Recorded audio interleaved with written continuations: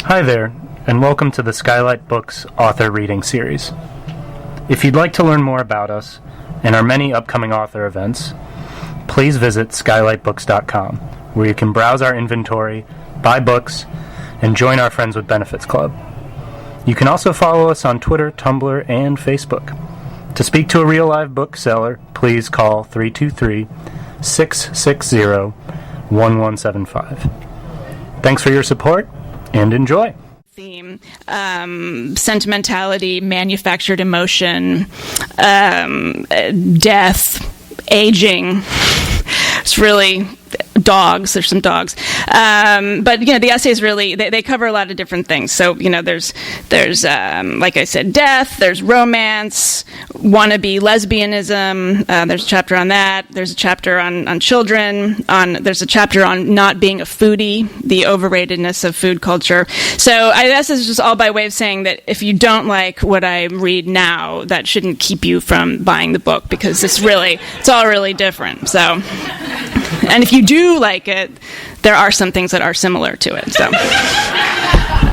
okay. So this is just a little bit from an essay about nostalgia. I guess that's what it's about. It's called "Not What It Used to Be." My husband has been known to reminisce about his college years, often saying that the friendships he had then were deeper than any sense, that his highs were higher, his disappointments more shattering, his convictions more deeply felt. Last year, I finally made good on my promise, though possibly it was a threat, to have us sit down and watch The Big Chill, the iconic 1983 movie about a group of old college friends grappling with the fact that they are no longer impassioned students, but adult participants in late 20th century capitalism. I expected it to be painfully dated, but found it to have held up far better than I'd imagined. The Big Chill, of course, is the godmother of 30-something, the television series about the exact same types of people worrying about the exact same things. Together, they more or less defined the image of the yuppie, a label that now feels musty and lazy, but remains a template for the concept of socioeconomic upward mobility as an active, conscious gesture. Though I was only 13 when The Big Chill was released, and therefore mainly interested in the soundtrack, which featured Three Dog Night's Joy to the World, known to my peers and me as Jeremiah Was a Bullfrog, 30-something premiered on network television the fall of my senior year in high school, a time when my primary interest was sloughing off the residue of youth and becoming a grown-up as quickly as possible. 30-something, true to its title, was about adults. It was about two married couples, Hope and Michael and Nancy and Elliot, and also about a handful of single people who were portrayed as some combination of earnest and quirky, but were usually looked down upon as immature and neurotic. The married adults with kids on the show were engaged in the juggling act, a national pastime in the 1980s, of raising young children and advancing their careers, and in one case, restoring their charming craftsman house. The single ones were interesting and impassioned, but also possessed of some flaw, workaholism, insecurity, authority issues that made them their own worst enemies. Many frequently wore sweatshirts bearing the names of their colleges, and, like the Big Chill characters, often wondered aloud what had happened to their younger, more hopeful selves. Because it was a television show, they were all really great-looking and dressed really well, though because it was the late 1980s, many of the sweaters had ugly geometric patterns, and the women's suits had huge shoulder pads.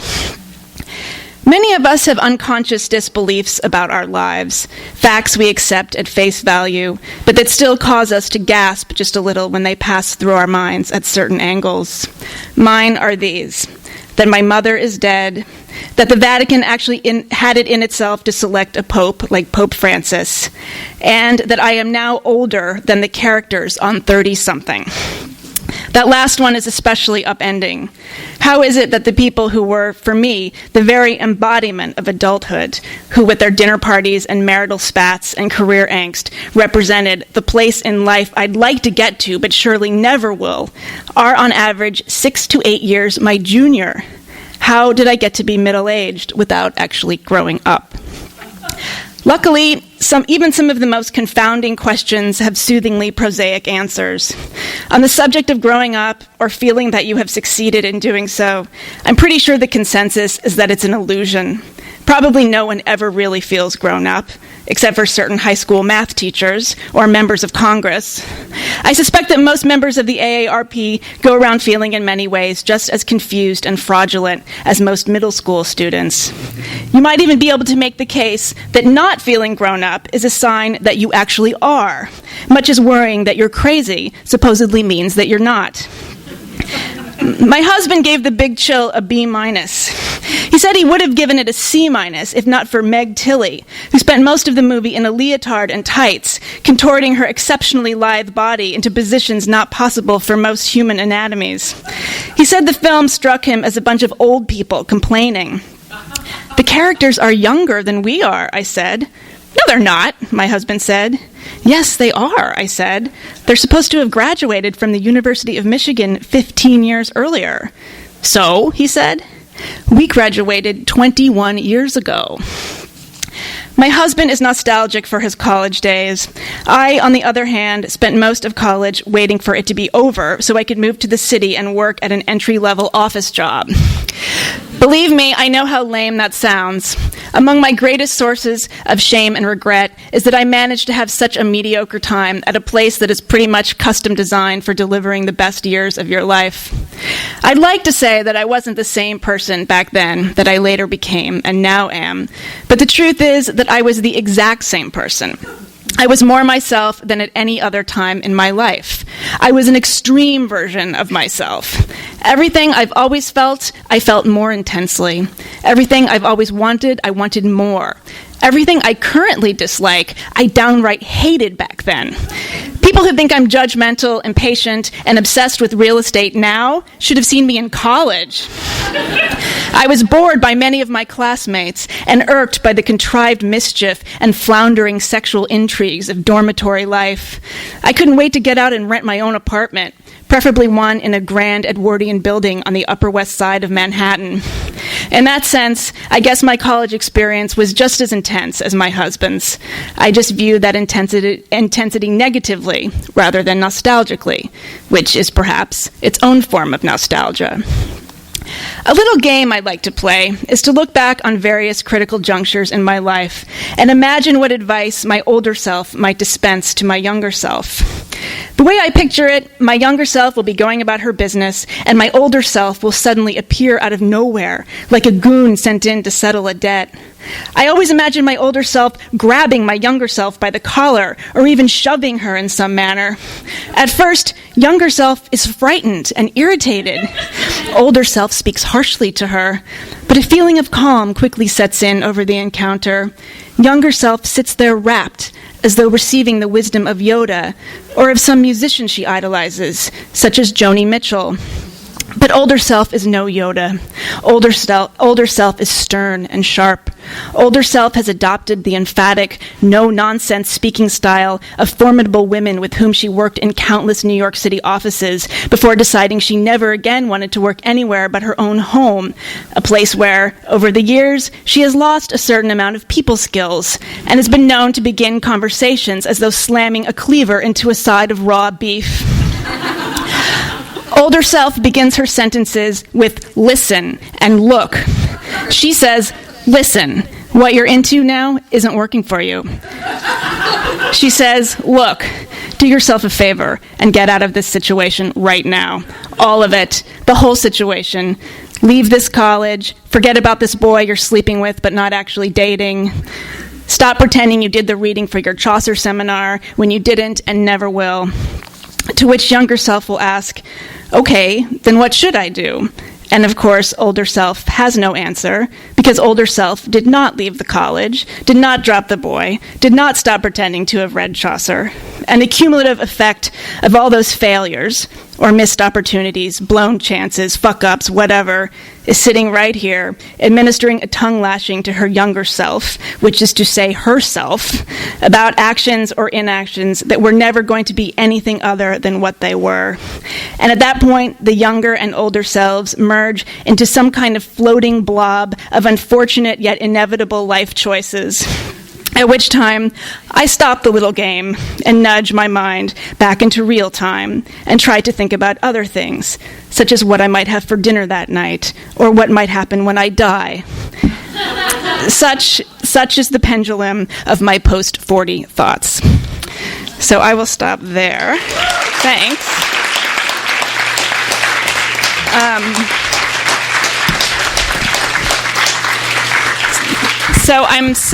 Thank you. I'm so happy that Bernard agreed to talk to me. I'm such a fan, and he's a delightful person. Bernard Cooper is the author, come on, Amy. Hold it.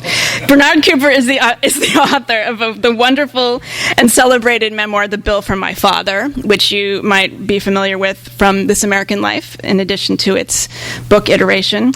He's also the author of the wonderful and soon-to-be celebrated memoir, My Avant-Garde Education, which is fantastic and will be out in February of next year. He's the recipient of a Guggenheim grant and an NEA grant and has appeared in 5 volumes of the Best American Essays, which is 5 more than I have appeared in. So, welcome, Bernard Cooper. Thank you for coming out.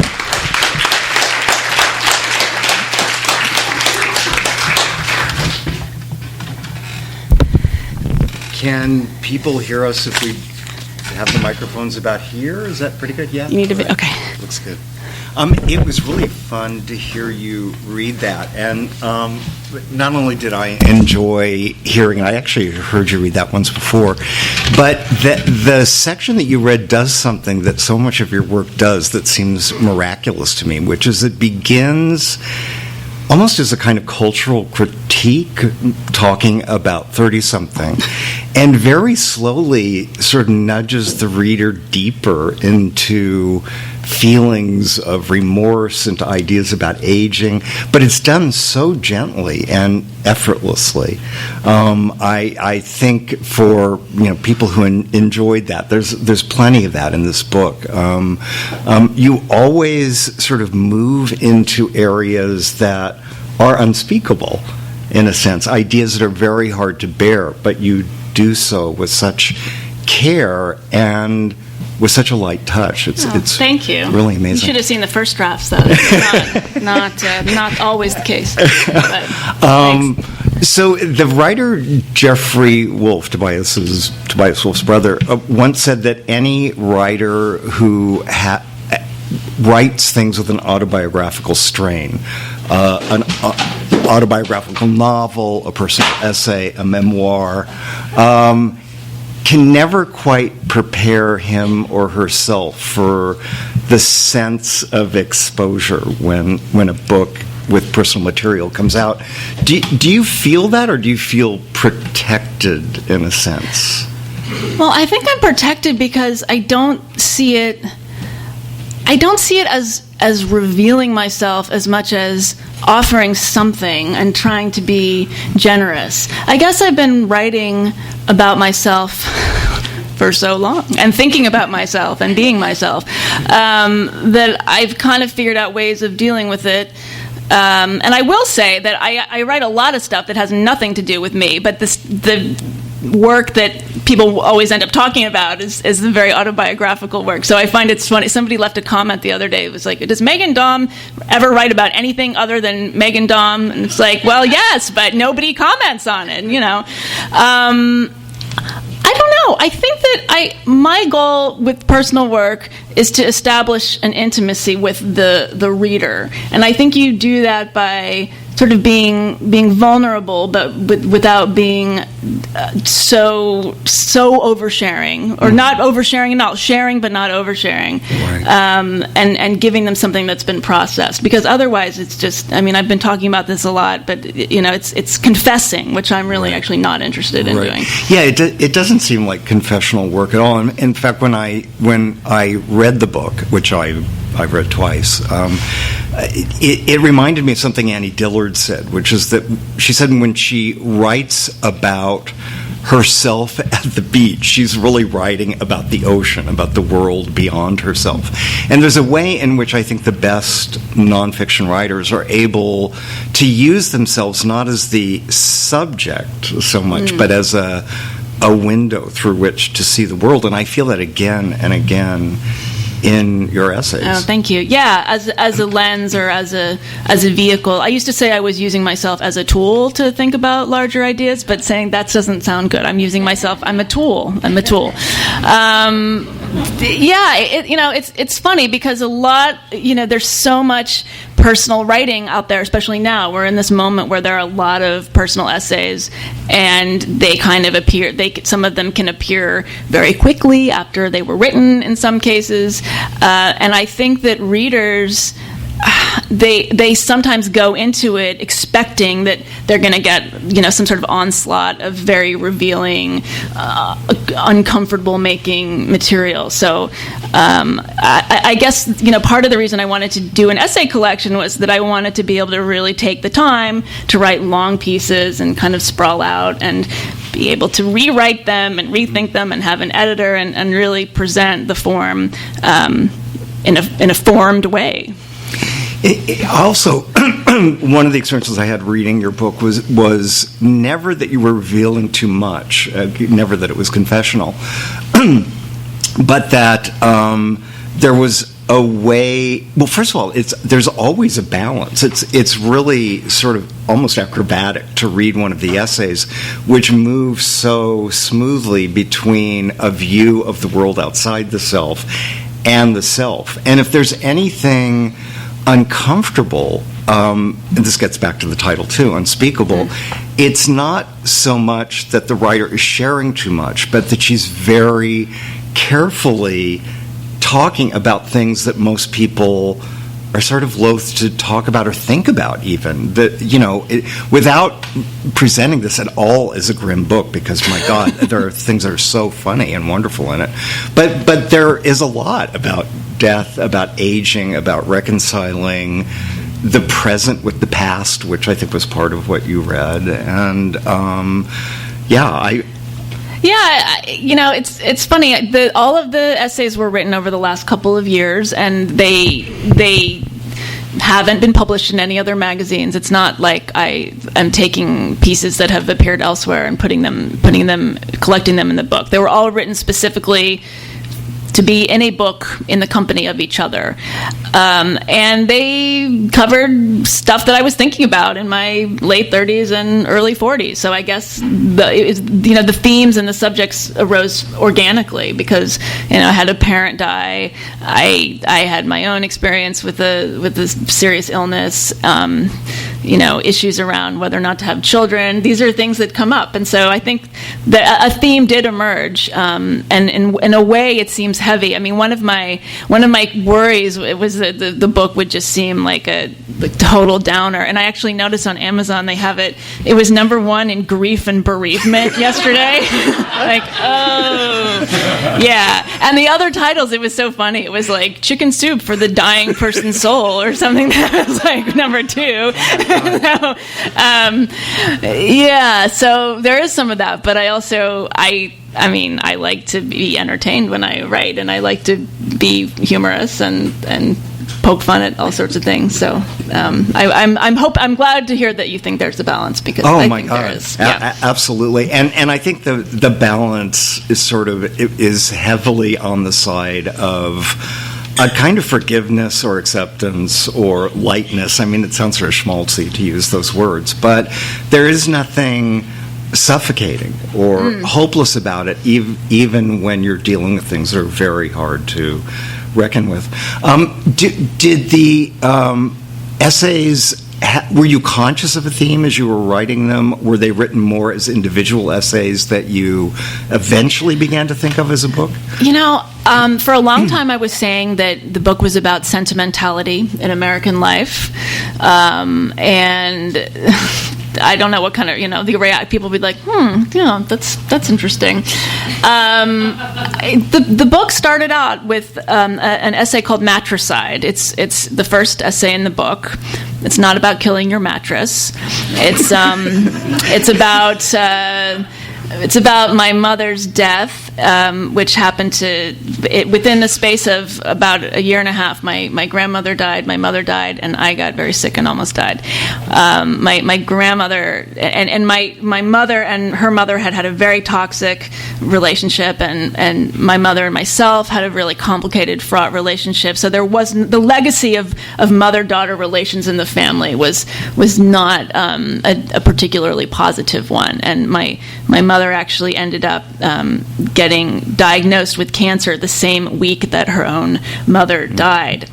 And my grandmother died at 91, and my mother ended up dying at 67. But there was a lot that was really tragic about that. But one of the things that was the saddest about it, and just the most awful, and only we in our immediate family really understood this, was that my mother did not have 1 second on earth where she was healthy and free of her own mother.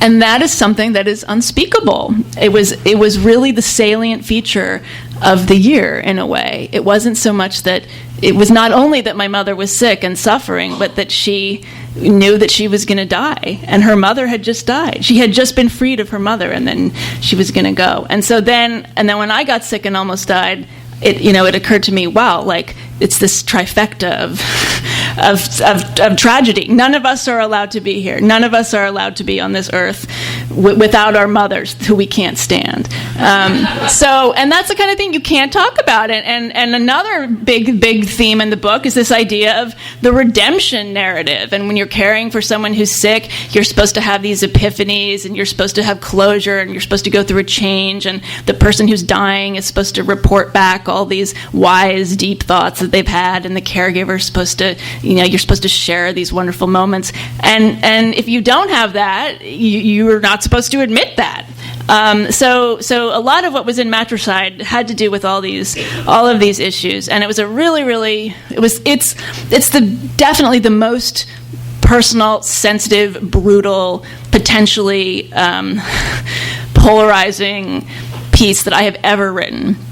And it took me forever to write it. I started it and I put it away for almost a year, and then went back to it. And then when I finally got it, I thought, okay, well, if I can write this, I can write anything. It's all downhill from here.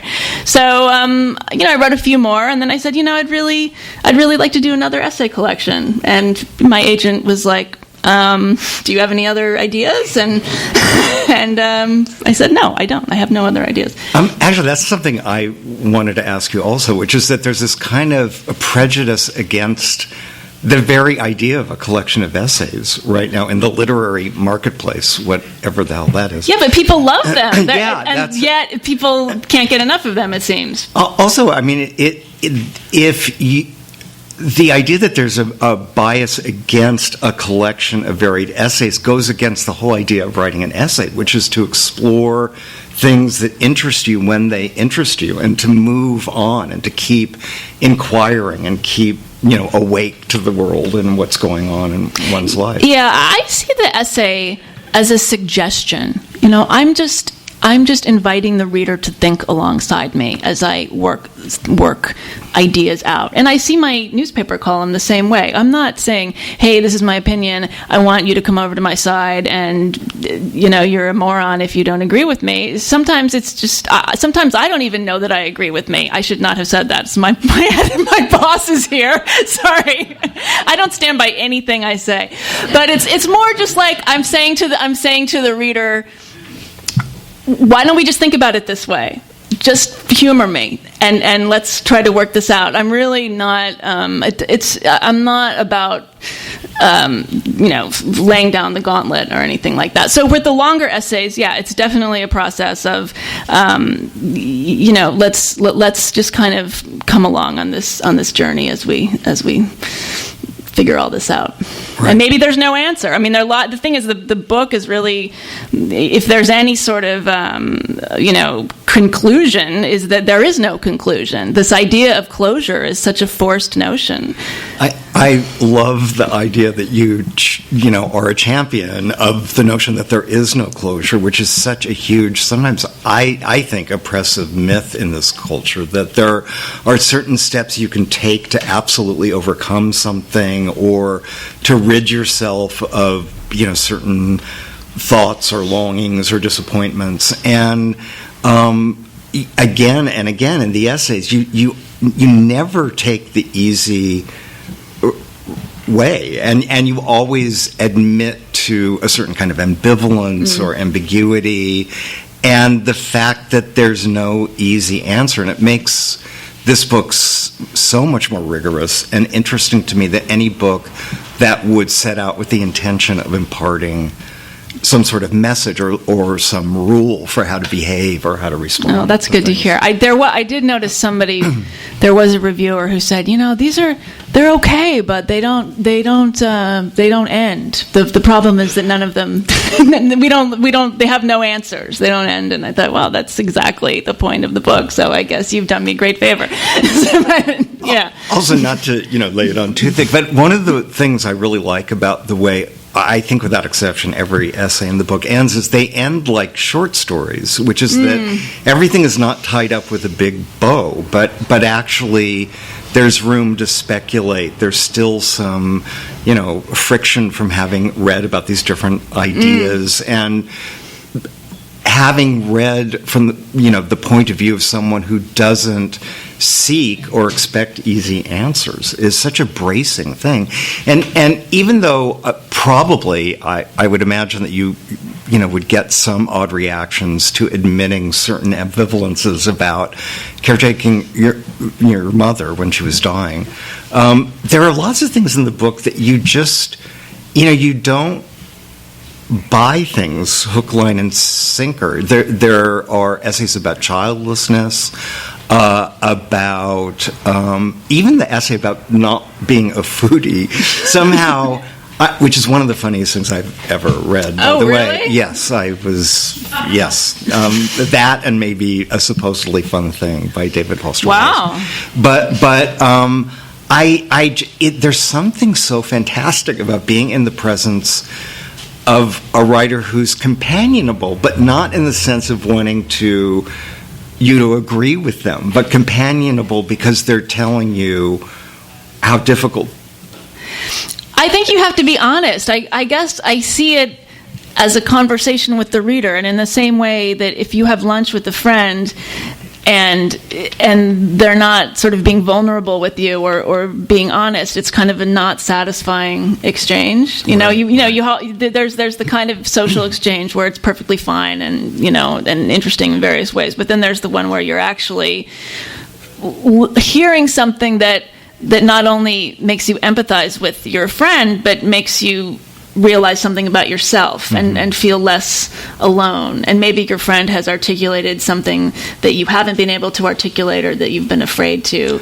And that's what I try to do. It's not that I'm being shocking or saying things that will get a reaction or, sometimes people say, oh, you're so brave. And I think, it's not brave. It's just, I'm not, it's boring otherwise. Like, why don't you just be honest? I just see it as being honest, because really, if a nonfiction writer, especially writing in the first person, is not totally honest, what is the point? It's just like PR, right? Right. Yeah, no, there is a sense of bravery in it, although I know that sometimes when people say, oh, you've been so brave. It's like, that's it? I know. You could be a horrible writer, but this is like, right, you're so brave, right? You told the truth badly, but you told it. Right. But, I meant to ask you if it was okay to talk about this, so I hope it's okay, and you don't have to. But I'm wondering if you would talk a little bit about the book that you're sort of thinking about and working on now, and also the anthology that you're working on. Wait, those are two different books. What book did I tell you I was working on?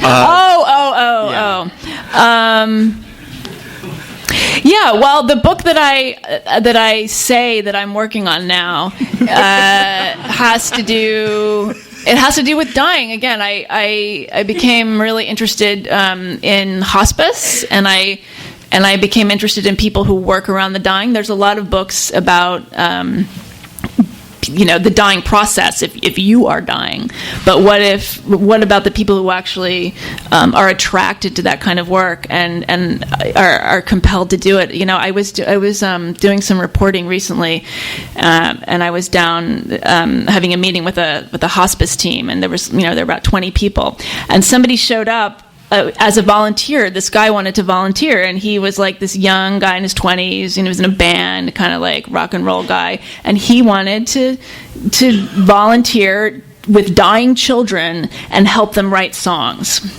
And I thought, that is really interesting. Like, of all the work that you could do, like, you could just go down to A26 LA and be groovy with everybody else, and and tutor the kids in Echo Park. But he wanted to do this, and I thought, what draws people to this? There are people who go travel to India to work in Mother Teresa's hospice, and that's like their vacation. So this is in the very preliminary stages of that, and I probably shouldn't even be talking about it, because it's like, it's not. It doesn't exist as any sort of official project. So yes. So that I guess I'm in this mode where I'm interested in. I'm into death. So, but who isn't? It's got something for everyone. And yeah, and the anthology. I've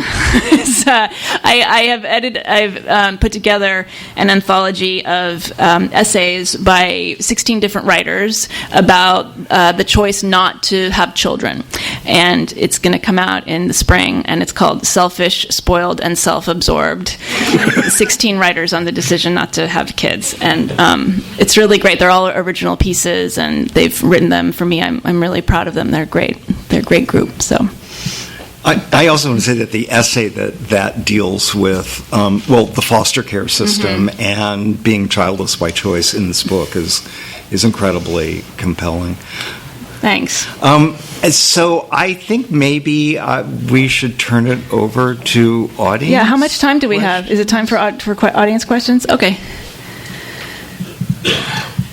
No, the dog doesn't have a question. Did you have, sir? No? Oh, come on.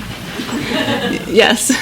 Can we ask Bernard on the reading? I love the reading. You do? Everyone's like, oh no. I should have asked a question. I'll take an article if you give us one. Go ahead. Really? You should do it. Yeah. I don't know. I have a weird, I don't know. Does anybody, are you leaving? Oh. I'll stay for the reading. I don't know. This might just be too inside. Does anybody get the Title IX catalog? Do you know what that is? Yeah. Okay. I'm going to tell you. Don't worry. I'm going to tell you what it is. So it's like a women's sportswear catalog that they feature like real models, and it's really. So I have an essay in here called Honorary Dyke, and it's about a lot of things, but it's really about. This phenomenon where there's a certain kind of straight woman who is very drawn to a particular aesthetic that is associated with lesbians, and it comes out of the sort of extreme. Well, I talk about how it comes in some ways out of the extreme kind of hyper feminization of our culture currently, and the sort of Kim Kardashian extreme. We've gotten away from the kind of 70s. Everyone was kind of a little bit lesbian in the 70s. You know what I mean? So you guys are like, I'm leaving right now. I'm totally offended. So anyway, so it's a very over the top piece. It's a humorous piece, and I talk in the end about the Title IX catalog, because I really think it's like a lesbian allegory. They're selling sports bras and such, but it's just so much more than that. So I'll just read. You asked for it, so I'm going to read a little bit of that. Named for the history-making federal law allowing women equal access to sports in schools, the Title IX company has a feminist bent and a prep school meets fish concert aesthetic. Its models aren't typical models, but rather real women, whose bodies are muscular rather than skeletal, and whose faces, though endowed with well above average bone structure, are also endowed with the kinds of slightly crooked smiles and traces of crow's feet that would normally be photoshopped into oblivion. They have strong shoulders and ripped abs, and best of all, brief biographical profiles, perversely presented in the vein of Playboy Playmate squibs. Steph is a professional climber, base jumper, and author. How does she unwind? She likes to clean things. Things on the order of antique auto parts, mind you, not kitchen floors. Nico, pictured hula hooping in a flowered halter dress, is a mom whose special skills include uphill battles. Yazi is a business owner who drives an '84 Volkswagen bus and is an avid practitioner of the Brazilian martial art dance music hybrid capoeira. As they model the fleece jackets, skirts, sports bras, and dresses that come with names like tomboy wrap dress, dauntless dress, and excellent dress, the Phantom Dyke-centered narratives play out in charmingly allegorical fashion. I coined this idea of the Phantom Dyke, which is like the sort of like inner lesbian and otherwise presumably straight women. And I'm talking about myself, by the way. So this is, you got to implicate the narrator. There's Allison,